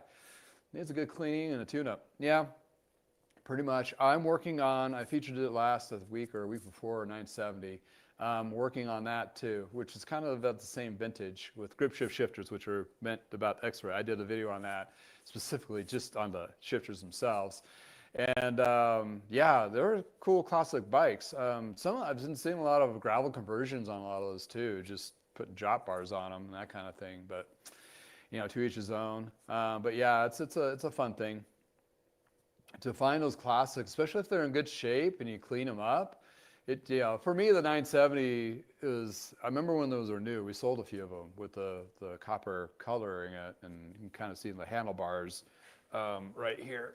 That's this bike right here, if I don't totally trash everything. Yeah, so I have parts coming. Found some brake pads, believe it or not. They're the LX, they're coming in. And what else did I get? Oh, the grips are toast, so I had to get the shorter GripShift shifters. Going to be doing some part swapping. Going to finish up that video on it later this week. But yeah, it's fun. It's like classic. Didn't pay hardly anything for I didn't pay anything for the bike. The parts are going to be a swap out from others. Essentially, it's going to be a great $200 bike for somebody. Let's just put it that way. Whatever, that kind of thing. All right, Bikes Local Shop, Team Mechanics, work on very limited amount of bikes. I had a few friends that did that, and they always said they couldn't do what we do. Huh, interesting. Yeah, I guess it's a perspective thing, right? But as a bike mechanic, you get thrown a whole bunch of different things all the time. It's basically, are you good at problem solving and getting your hands dirty and not afraid to take things apart? Pro mechanics, they get proper training for specific componentry, Dura, SRAM, whatever it is. They get the proper training for the frames that they get, and it's basically rinse, cycle, repeat, because the only difference is the size between the bikes. Everything else is pretty much the same. So yeah, I can kind of see that. I don't know if I could do that though. But then again, the weight of it, of somebody having a bike malfunction on a recreational ride versus a pro tour ride, yeah, that's a lot of stress. I mean, and then again, those manufacturing those parts, here's the other level of stress that I can't do their job, because that's a lot of prototype stuff that's or very new, not rinsed to the ringer componentry. And sometimes they use those race teams to shake out errors in the design. And yeah, then you have to report those back to Shimano or SRAM or whoever bike frame that there's on, and wheels too. That's got to be, that's pretty intense. That's a whole different level for sure. Doug chimes in, it's the road rage. Yeah, that's the road rage in a lot of perspectives. I like to just go on the bike paths these days and just avoid all the road rage and just space out into nothing land and enjoy the ride. Used to do the mountain bike racing back in the 90s, and that was fun to some level. Training was kind of a bitch to do. That's another thing too. And if you're in the bike shop or you worked in a bike shop, some of you have worked in bike shops or been, I mean, how much riding can you get in during the peak season of the nice weather of riding? I think I've actually done more riding doing what I do now because everything's appointment based than I have any of the years before.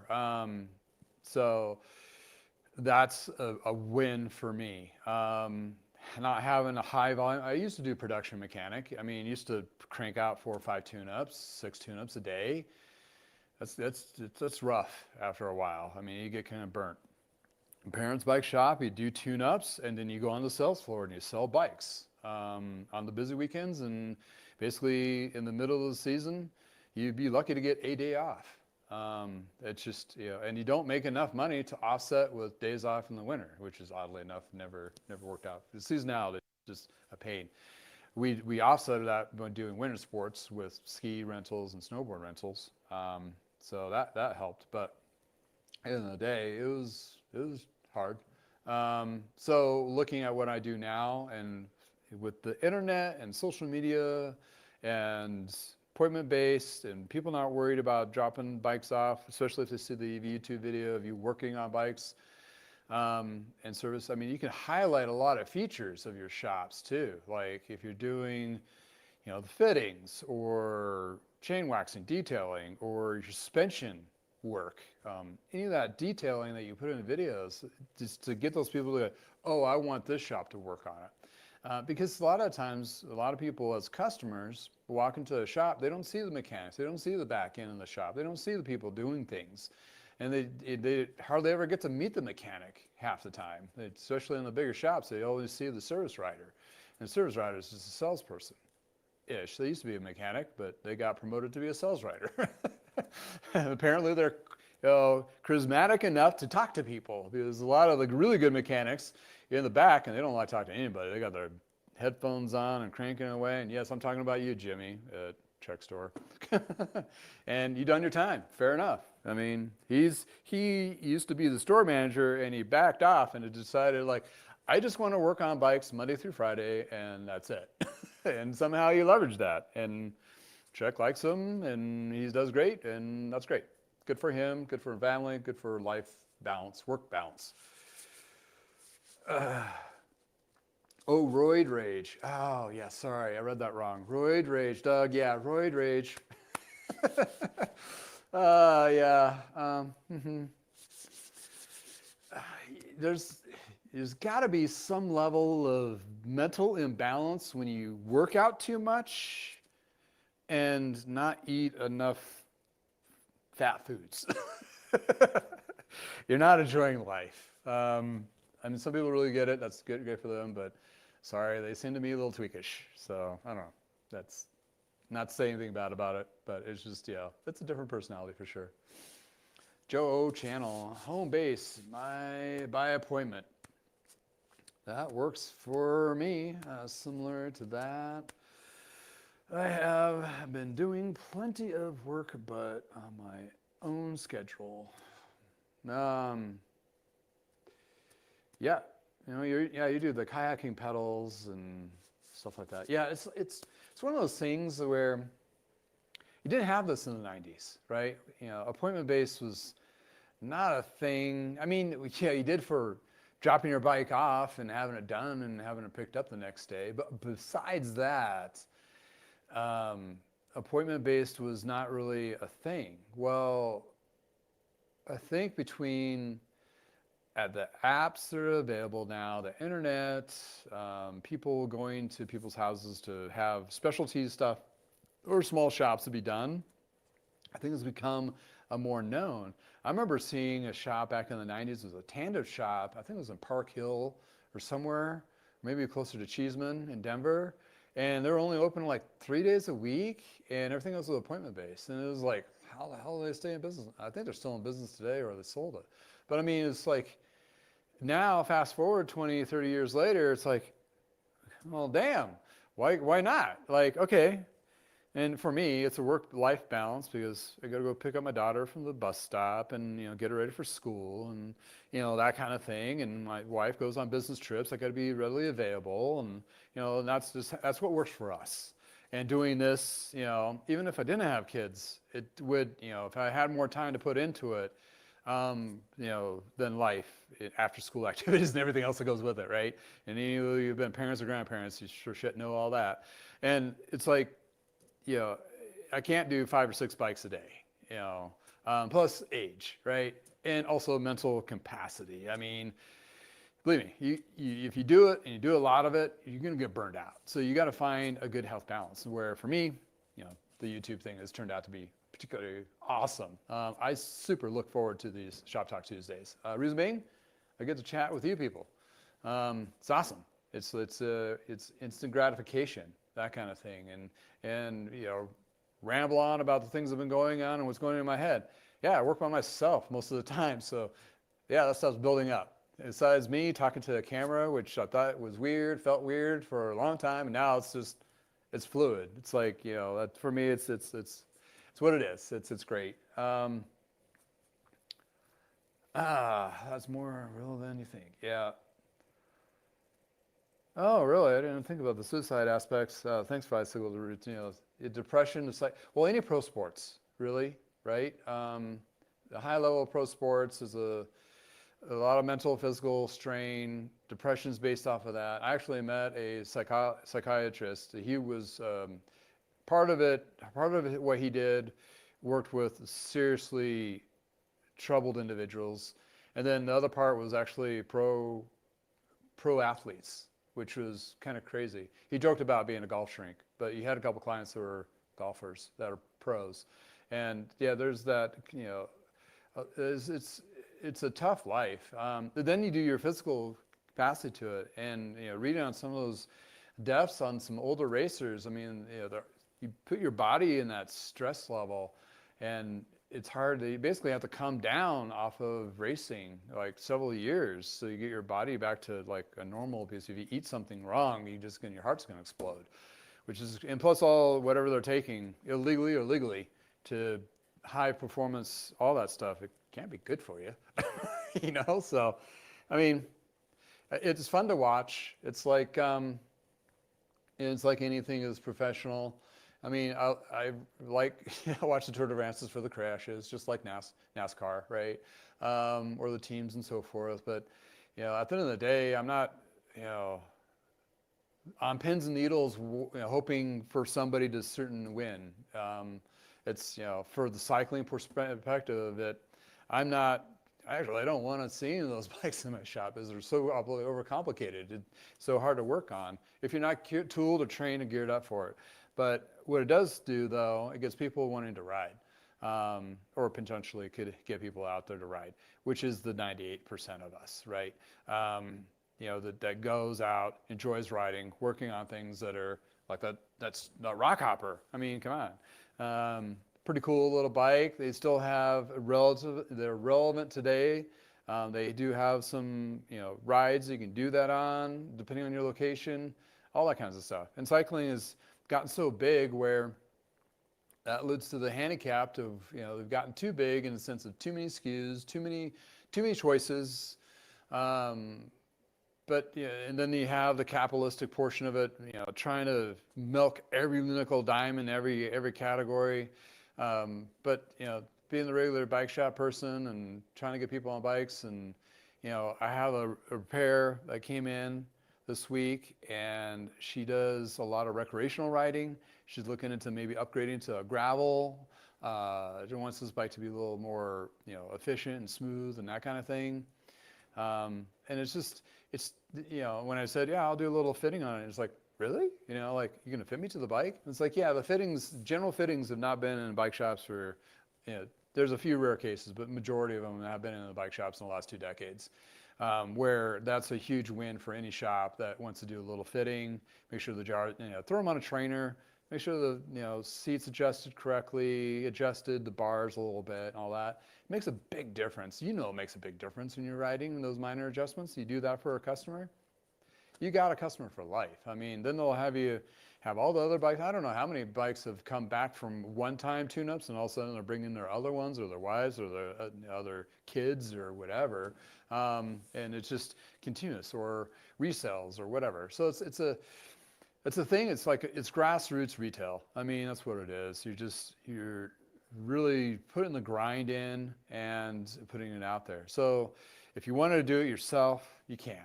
But I suggest hardly just doing it part-time until you really enjoy doing it. If you haven't had the bike shop experience before. If you had the bike shop experience before, you know you're getting into. It's like, and then you kind of need to pick and, choose what you want to do or how you want to do it. And not to say there can be some huge successes there. I mean, if you get a good name in your community, you can be super busy, like super busy. More work than definitely more support you. For me, it doesn't take a lot, smaller shops doesn't take a lot of tune-ups to keep you going, right? So in the wintertime, if you just get enough people to do their off-season tune-ups, you're okay, you're fine. Except for when it's like 5 degrees out and your garage is colder and shit. But other than that, enough coffee and a space heater, you'll be good-ish. But I mean, at the end of the day, you're still doing something that you enjoy doing and passionate. I can't even count how many hours I work a week. It's definitely double than 40, right? And it's one of those things that I work every day. And I start at 5 or 6 in the morning, and I'm still checking emails and doing things at like 9 or 10 at night, right? So throughout the day, I'm just constantly working. But I'm so passionate and enjoy what I'm doing and doing this and sharing. It doesn't feel like work. It's just part of my daily life. Yeah, would I like to have a little more successes so I can take a little more time to either do more passionate things or not be stressed? Sure, and that's always the case. So, but like any business, you want it to grow and flourish. And however that may look, it's definitely different than I thought it would be 5 years ago, for sure, absolutely. I would not think I'd be sitting here in the corner talking to my phone for an hour and a half by myself. That sounds crazy. But anyway, but it's awesome. Yeah, I got lights and, backdrops have been done and doing, I'm going to do some other shop improvements throughout the year, do some, flooring, better lighting, all those kinds of things to improve the experience that you're seeing as well as my experience. And it's selfish. It's like, oh, this is going to be freaking awesome. Make my little happy place even happier, who else can, I just pinch me. I mean, I'm really enjoying what I'm doing and getting opportunities, getting to work on really cool bikes, vintage bikes, cooler bikes, even some new, like the Tumbleweed. That was freaking awesome. That was fun. Thanks, Kevin, for dropping that off and having me do. Apparently he has another one called Farlight. I think it's the England brand. He has a frame being, I don't know if it's a full bike or just a frame, but he's going to have, once that arrives, he's going to have me work on that. So that'll be enough fun bike to feature and go over, check out and ride and, that kind of thing. It's just, that's what I loved about bikes in the 90s working at a shop, because there was new stuff coming out and you go to the bike show and it'd be like, ooh, the new suspension or the new brake system. And it was like, it's such a evolving period of the cycling world where money is actually being pumped to the engineering of a lot of stuff, and where a lot of it still holds up today, which is crazy to think. It's not that we haven't peaked. No, not by a long shot. Coming out with 12 speeds now and all sorts of weird stuff. But in any case, and the industry has done some weird things too, of making bikes not able to be worked on easily by just individuals and that kind of thing. But there's bike brands like Tumbleweed and Farlight and Litespeed and some other ones out there that are keeping it simple enough that you can work on it. But in any case, that's what we got going on in our industry. What I see in the industry as itself, okay, I just talked a lot about at the micro level of what me and what I do and shops like me are going to be doing and how to leverage, social media and YouTube and all that. And hey, thank God TikTok's still alive. Whatever. But you have the big boys. A lot of them stick around. They have a lot of dollars and they have a lot of investments. There's going to be a lot of changing in their perspectives and their business models, which they have in the last year and a half. Is a hard stop and a whiplash. And some of the brands are being cut, like GT. They're not done. Unfortunately, that is not done by a long shot. Oh, Joe, yeah, you have 2 of them in your shop. Yeah, you have a pretty big space, too. I noticed in your videos. You have a pretty big space working on those paddles and so forth. Do you do, I know you do kayak paddles, but you do paddle boarding paddles? Is that something, or is that like a no and I said the wrong thing? Chime in if you're still listening. Going to Charles. Hey, Charles, thank you for joining us. Oh, thank you for loving my content. I love me too. No, just kidding. I'm thinking about getting an older steel bike as a project, restoration. I wanted a good quality frame and starting point, and really like Le Mans and other good steel vintages. Okay, Le Mans a good one because they were really known for steel frames through the 90s and the early 2000s before they got canned by Chuck. The other steel frames, there's a few unique niche ones out there. I'll think of the other one.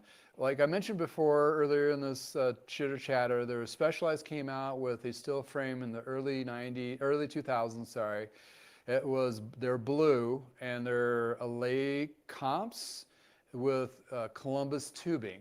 So those were little unknown, great little steel bikes out there.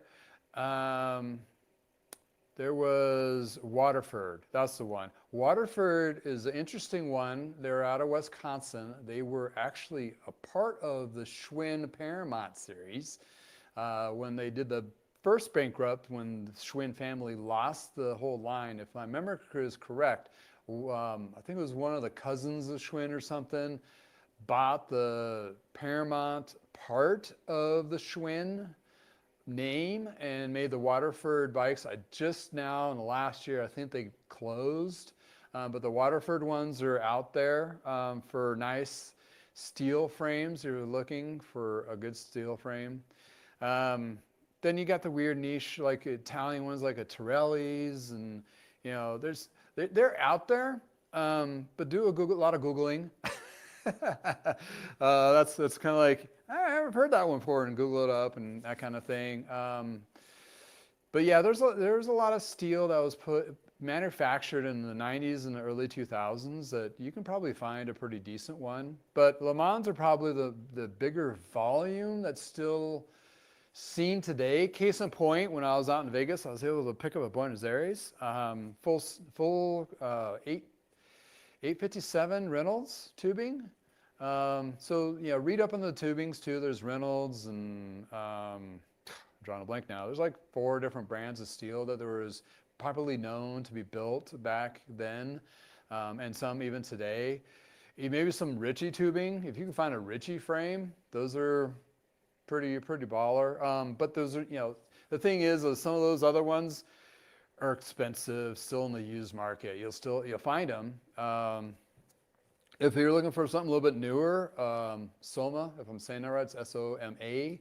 They make a lot of steel frames. They have been. They're more of a smaller niche line. I saw one listed as a 57 or 58 centimeter. I think it was in Berthoud, Colorado. Just the frame and fork. And it's like, man, I wish I had 450 right now to buy it, because that'd be fun. Right now, I'm kind of my purse strings have been tightened. Can't go out and buy anything too soon yet until some stuff sells. But in any case, yeah, for the steel frames, there's fun. But depending on your environment, double check the frames. Make sure there's not a lot of rust. Make sure the C-post comes out, because sometimes they can seize in there. When you do take it, strip it down, pull the bottom bracket out, see if there's any rust in there. If you're in a humid climate, strip it down to the bare frame only and do the frame saver spray that goes inside to coat the inside, prevents rust. If you're in an arid climate like Colorado, you really don't have to worry about too much. But if it's damn near close to any ocean, double check all that, or humidity. That's another thing that's a rust or frame killer for sure. So those things to look for when you're looking at steel specific. But if the paint's still good and doesn't show any signs of it, you're okay. I got one of them on, was a spine one, which had the steel bottom with carbon top and did have rust on it. I'm still working on it. One of these days I'll finish it. In any case, but yeah, that's a couple things you need to watch out for. But other than that, they can be great, solid, fun bikes to ride for sure. All right. Oh yeah, bike shop. The inner bike was yeah. Inner bike was, interesting for me because I saw interbike shows in Vegas back in the 90s when they were huge. And that's when you didn't have the internet. So you'd have to go there to learn all this stuff. Spend like 4 days just walking through the whole thing.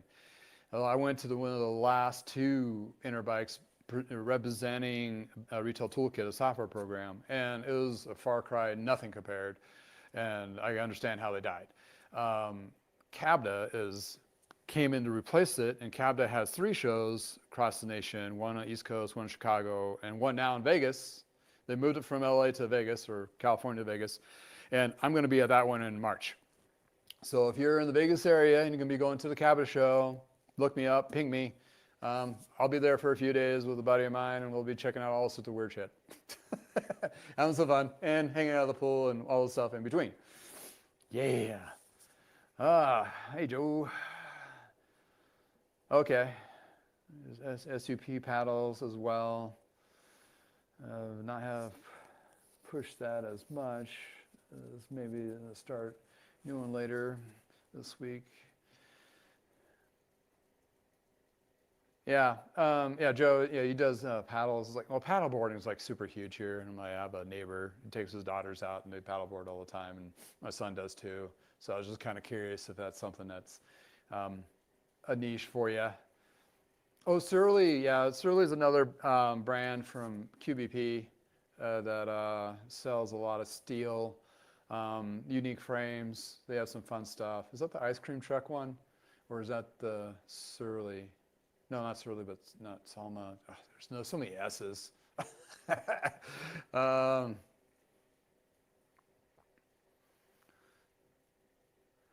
Yeah, there's a, let's see here. I haven't been to the Cabda show yet, so that's why I'm really interested. Cabda is interesting because Cabda was a competitor of Interbike back in the 90s. It was like a micro show in Chicago, where Schwinn was really heavy when they're really still around as Schwinn. That's where kind of like the Cabda was the big show. For that area, more Midwest, and Interbike was at Anaheim for several years, and so you'd go and play at Disneyland when you were there. My parents went to that a couple times. Then they moved it to Vegas, but then Cabda died. Then Interbike took over, and then kind of funny that somebody I don't know, bought the name or rebred new life in it and came back, and Cabda was one of those things where I thought it was kind of weird. They came back, then they had 3 shows, and then QBB had their own show, Frostbike, is that right? Bike shop, is that right? Frostbike, they still doing that? Since they are they doing multiple ones too? I haven't paid attention to what QBP has been doing for the last 5 years.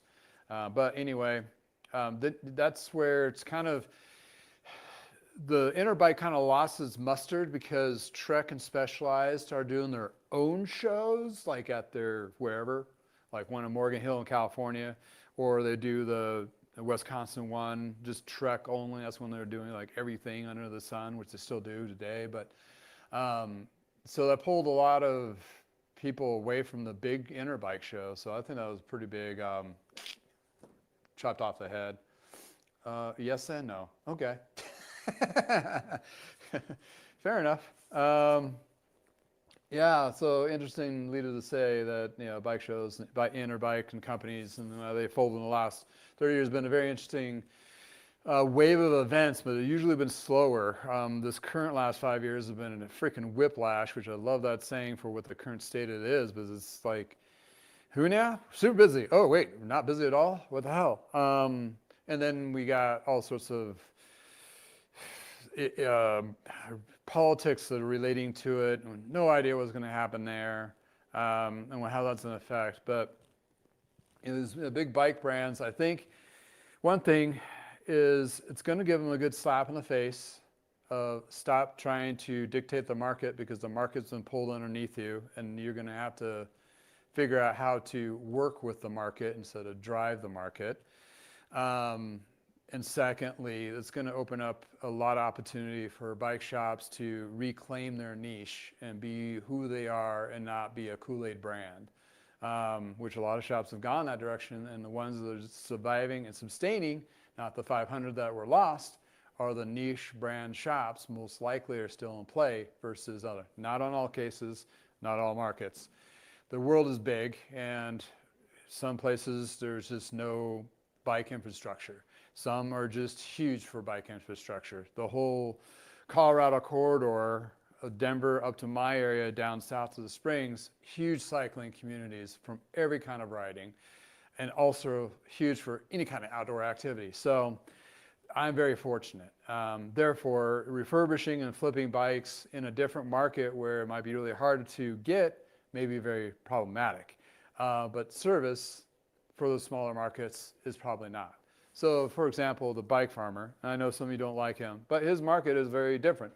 It's more family, lower end bikes. Most of the bikes he features on his channel are lower end, starting to lower end, that kind of thing. That's his world.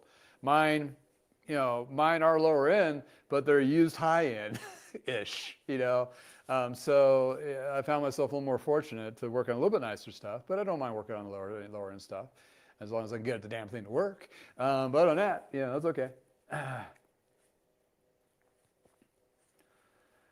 Oh, the Cabdo's not the latest to see, the latest and greatest. Great place, stock, the show, bread and butter items. Yeah, it's kind of. I miss the show where they all had the little trinkets and widgets and the weird things and fun things, and I'm going as two split personalities. One as a bike shop ish, but I'm not looking to buy stuff to sell. Just fun to go there and see stuff. But the other part of it is the social media aspect of it. I'm going as a media person too. So I'll be reviewing these parts and looking at stuff and my experience there as well. And it turns out there's a pizza tasting competition the Monday before Cabda on that Monday. We go to a pizza place here that mentioned that, and they compete. I'm like, I'm going to be there, so going to be fat on pizza and go to the show. So, hey, why not? Yeah, but it's like, it'll be an experience. I heard it was e-bike, heavy, which is fine. It'd be nice to see. And it'd be interesting to see what their perspectives are, what the e-bike market is doing now currently, and what they're forecasting to do going forward, and what's out there, and what other little brands and stuff. Yeah, I'm interested in seeing like the packs and stuff. I've seen other shows like the Made Show on social media and some other ones, and I think those would be really kind of fun to go to because you'll be meeting the guy that actually builds the frames, those kinds of, that'd be kind of interesting, intriguing for sure. So I'll be, hopefully I can grab or show her those in the next few years and check that out. But Cabdo is just like right in the, we have a condo in Vegas, so it was like, oh man, we're going to be there the week before for spring break for my daughter. So we're like, why not? I'll just stay a couple extra days and check out this show, and really it doesn't cost me much more just to hang out, see all the cool stuff. So that'll be something to look forward to in videos in late March or early April of me reviewing the show and what it is today. And that'll be a lot of content. I can probably drive out of that, perspective wise, and maybe some interviews. And, and riding my bike that I picked up, that Le Mans Boy Thursday that I left there to ride and have fun. Just check out the Vegas scene of riding. It won't be too hot there in March, so it won't be too bad. Not the heat. They have considered with the shoulder seasons, which fall and spring is their best riding seasons, which is great for me. Actually, right now, I think it's like, everybody here is chiming in with negative temperatures. I think it's right now in the 50s, 60s. We're supposed to get into 60s this week. What the hell am I here? Any case, well, thought I'd be on this for an hour, and here I am for 2, jibber-jabbering. My wife always says, like, you go in saying you're going to go in for an hour, and here I am with a frozen cup of coffee and going to go get myself a refresher. I will be tearing down that video, the Le Mans that I just showed and tell, the Litespeed. Oh, sorry, Le Mans, Litespeed. Okay, got to wake up here. Yeah, doing basically clean up parts, and I was going to get back to him tomorrow on assessing what we're going to figure out what we want to do, what he wants to do, what direction he wants to go with it. And then I got the other tune up. So I got some busy, and I got the 970 I'll be finishing up this week. So I got some projects. The perspective of what I do is, between doing this and editing videos and working on whatever and listing parts. I got to list a lot of parts. I got a couple frames in that 970 I'll need to list this week, and a handful of parts. That includes the Chris King headset in there somewhere too, maybe a suspension fork, all this just right. So January and February, if you're owning a shop, you're slow, just go through all those freaking parts bins and all that shit that somebody hasn't stole yet from your shop and clean them up all in the ultrasonic cleaner. See if anything is valuable enough to throw on Facebook Marketplace, Craigslist, mainly eBay, or Bike is another outsource. See if you can clear out all that stuff. I mean, honestly, it's not doing any good sitting in your bins. You're like, oh, it's there for one day. Well, my dad was like that, and when we closed the shop, we had buckets upon buckets of just stuff that had value but needed to go somewhere. Well, now, fast forward today, 20 years, 25 years now, you have an opportunity to move out all that stuff, and it may pay for some beer, it might pay for some food, maybe pay for somebody's employee to stick around for the next month. So you basically have a gold mine in those little bins and so forth, and that kind of thing. And if you're just a cyclist and you have a bucket or two of just stuff that are just collecting in your garage, like that I mentioned earlier, a guy that had like 30 seats that he went through, just donate them to your local favorite shop. Like, here, I have these. I know you guys can probably do something with this. Just sell them, whatever. Help you keep you around. So it's a win-win for everybody. Clear out your garages, get a good working space, do some improvements like I did with the wall. Think about your plans for the next season. If it's personal goals for riding, mine is for riding my age. I want to do a 54 miler. And then, where you want to improve for your shop. Just think about the tools that you want to, or services or what have you, to improve your quality, right? If you're from a mechanics perspective, you're always improving and trying to learn stuff. And there's always plenty of shit to learn, right? Too much, just too much. After that, get through all that through a day. Have yourself a nice cold, warm beverage, whichever is your preference, and watch football or your local sports. Take your head out of the game and wait for those racers to start freaking out during the summer, doing their stuff during the spring. Yeah, but in any case, I need to go warm up, have lunch, get a fresh cup of coffee, start cracking in some bikes. I got things to do. Thanks for hanging out with me. Makes this channel. I do have an Amazon store where I have listed of this week's deals I've noticed on Amazon. So if you're looking for stuff, sometimes I find some good prices there. If you're watching on the replay, comment below if anything that rings true to you. Put some comments, share. This is community. Thanks again for hanging out with me in the garage. And it is, a balmy 24. We're supposed to get to 30 degrees. Fahrenheit, that is. Still, I'd be happy if it breaks the freezing barrier and maybe clean some more shoveling snow or what have you. But my daughter's probably going to talk me into doing some sledding. We've got enough snow for sledding, so we'll be doing that after school today. All righty. What else was there? Yes, and check out this old bike. I got about 5 videos over there. A couple of them are repurposed. A couple of them are new, older bikes. It's going to be a channel that's 10 plus old, your bikes, parts, tools, and reviews. Bike industry of older vintage. It needed its own space, so I gave it its own space. And I'll be dropping those GripShift X-Ray smoked shifter video later today. So jump on over there, subscribe, build up that channel, give me some watch hours. It's just going to be, it's going to be this is my happy place. Don't get me wrong. It's just my other happy place.